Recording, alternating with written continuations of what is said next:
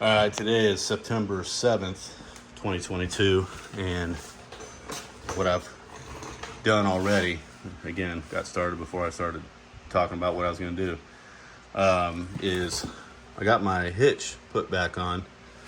There's a bracket right here on each side that attaches to the hitch, and both of those bolts broke a couple, 3 weeks ago.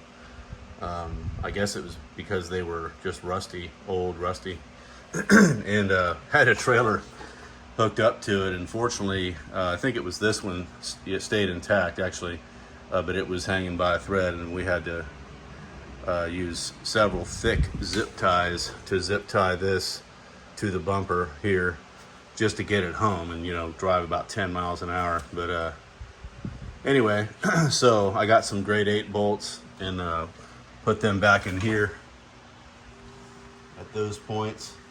But then there's another hole here up underneath there. Let's see if you can see it. And it's supposed to attach to the bumper as well. But the bolt that was there broke off inside the bumper. And so, knowing that I wasn't going to be apt to take this off again, and I've already got my suspension kit installed, I went ahead and decided to weld this thing to it. So I've got support here as well as here, and of course those welds are pretty ugly right now, but I'm gonna clean it up. I'm not the best welder in the world. I did use my stick welder though on this, so I'm just gonna get ready to grind those down, and then that'll be all secure. Now obviously, if I ever have to take,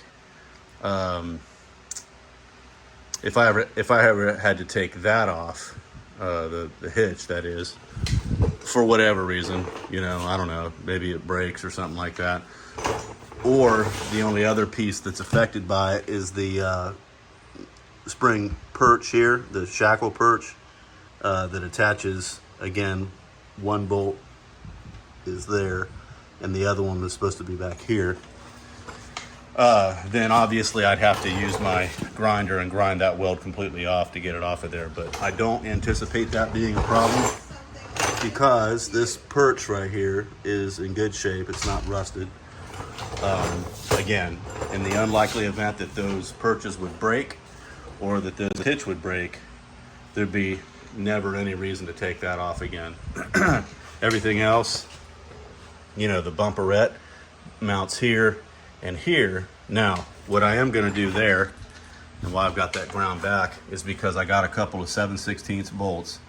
I'm going to cut the head of them off, and I'm going to actually tack weld those bolts to these holes. The reason being is you can't get behind there with your hand without dropping that fuel tank guard. I don't know what they call it technically, but I'm not going to do that because just as sure as I try to start taking those bolts out, they're going to break off, and there's just no reason for me to do that at this point. This fuel sending unit works, but it's not accurate. But I'm not that worried about it enough to warrant taking that tank out of there and dealing with it. So maybe at some point I'll want to do that, but definitely not right now. And even when I go to do the rear axle, I'm going to take it all the way out.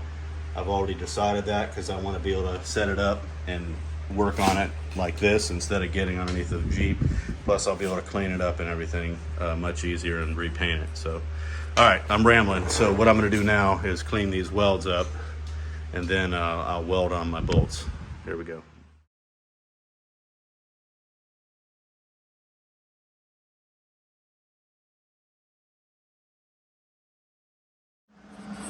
All right, so here's what I was talking about.